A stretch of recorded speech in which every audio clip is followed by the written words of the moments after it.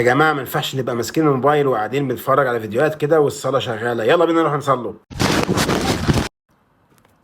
هو ايه اللي حصل؟ هو العيال دي بتجري ليه كده؟ في ايه؟ هم واخدين ايه؟ ولا حسيت المصلين حسبي الله ونعم الوكيل.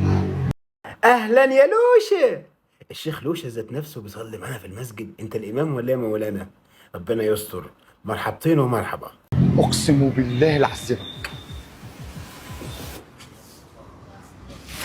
تسرق حذائي، تسرق حذائي يا العفريت. طب هو سرق حذائك يا شيخ؟ انت بتاخد حذاء مين وبتلبس حذاء مين؟ وانت بتسرق حذاء انت كمان؟ يا شيخ الفاجر انتوا واخدين بالكم من حته الفاجر؟ هو متاثر بالافلام المدبلجه او متاثر بالشيوخ اللي بتيجي على السينما المصريه اللي هم بيطلعوا ارهاب وبتاع. هيا بينا هيا بينا نكمل الفيديو.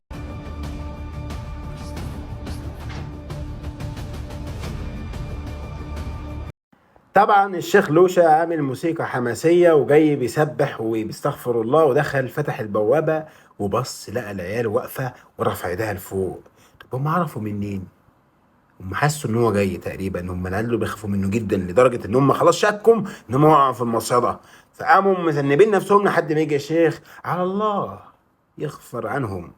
هل وصل بك الفسق والفجور أن تسرق أحذية المسجد وتركض؟ جاوب.